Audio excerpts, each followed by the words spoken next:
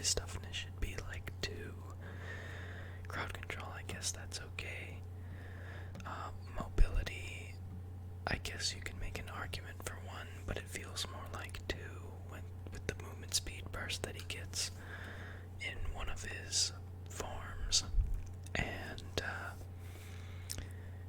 I think utility definitely deserves to be 2, since he can hit you from way beyond Caitlyn range. He can drop turrets, basically like Heimerdinger. I mean, he's got AoE wave clear. Definitely feel like he's more of a utility of 2. Now, before we get into his abilities, guys, I was a little bit nervous for this one, because even I don't really know what Aphelios does at all. He just mashes buttons and wins, and I don't understand it. So anyways, his Q, he switches forms, and he's got 4 different forms.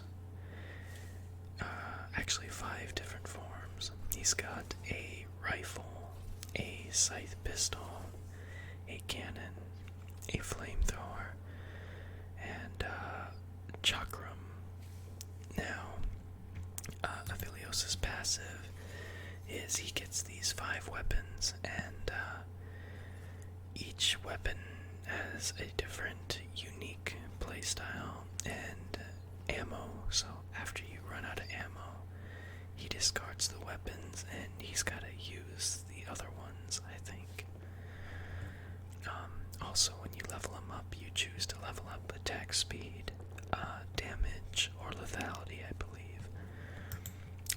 Aphelios doesn't really have a W. He just switches between guns, so he can have up to 2 guns at once before they cycle, and he has to use them, I think. Again, I don't exactly understand what this champion does, so I'm sorry about that in advance, boys. Here we go. He has no 3rd ability. This slot shows the next weapon that he's going to be given. And then his R, he shoots a projectile, and it's got a unique weapon based on whatever gun he's got. So, honestly, I saw a pretty hilarious skit that a guy did when talking about Aphelios. I might actually link that in the comment section so you guys can check that out. It's not exactly an unknown video, but I think it's a hilarious take on this champion. In terms of skins, Aphelios has one other skin, which is Nightbringer Aphelios. Now, let me just get this out of the way. This champion is still AIDS. He was AIDS when he was released, but now he's a little bit less cancer to deal with, but still he's pretty strong in my opinion. So let's jump right into his lore and learn a little bit about Aphelios. Aphelios, the weapon of the faithful. The moon looms over the towering slopes of Mount Targon, distant yet impossibly close. Born during a rare lunar convergence when the physical moon was eclipsed by its reflection in the spirit realm, Aphelios and his twin sister Elune were celebrated as children of destiny by those of Targon's Lunari faith. Mirroring the celestial event that heralded the birth, the 2 children knew they had been marked by fate. Aphelios, physically gifted like the moon of stone, and Elune magically like its spiritual reflection. Zealously devout, they grew up within a faith of mystery, reflection, and discovery, and embraced darkness not just out of belief, but as the only thing that could keep them safe. The Solari who ruled Targon considered the Lunari heretics, driving them into hiding until most forgot the Lunari even existed. The Lunari were left to the shadows, dwelling in temples and caves far from the Solari's light. The pressure to be exemplary weighed heavily on Aphelios. He practiced tirelessly with mystical moonstone blades, spilling his own blood in training, so he could spill that of others to protect the faith.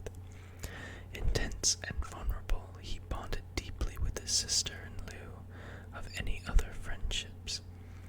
While Aphelios was sent on increasingly dangerous missions to protect the Lunari, Alun trained separately as a seer, using her luminous magic to reveal hidden pathways and truths by the moon's light. In times, her tasks required her to leave the temple where they were raised. Without Alun, Aphelios' faith wavered. Desperate for purpose, he undertook a ceremonial journey into darkness, where Lunari were said to discover their paths, their orbits.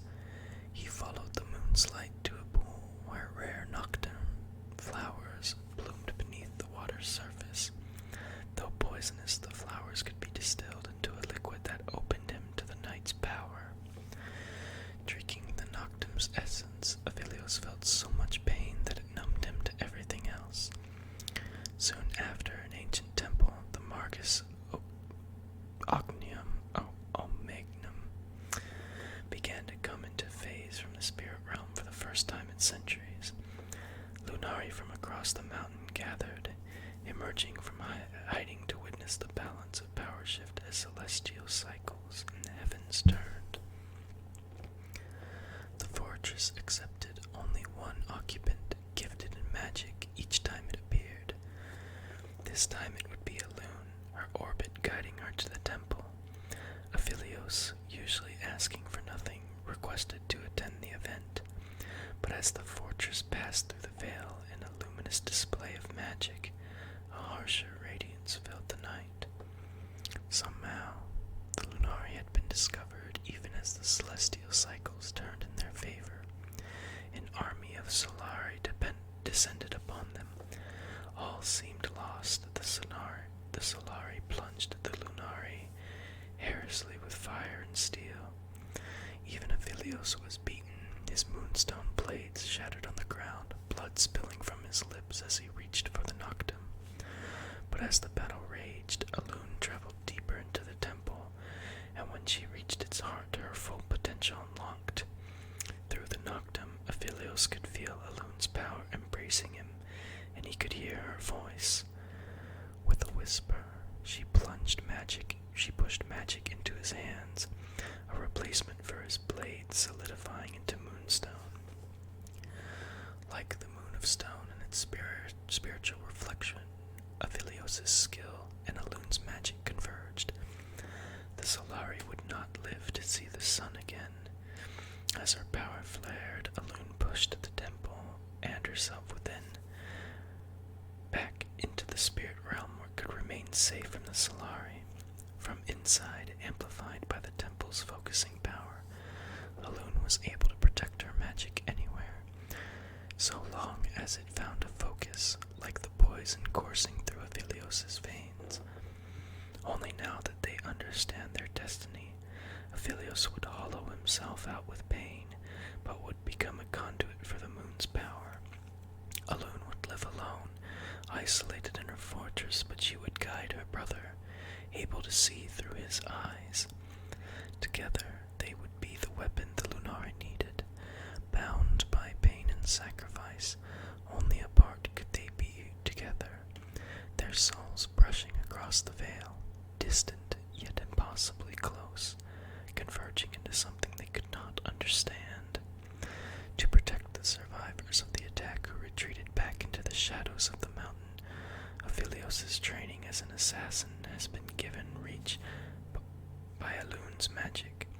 His blades now an arsenal of mystical weapons, perfected by Alun over the course of many missions together. Now that power balance of Targon is shifting, and the Solari know the Lunari still endure, Aphelios and Alun are needed more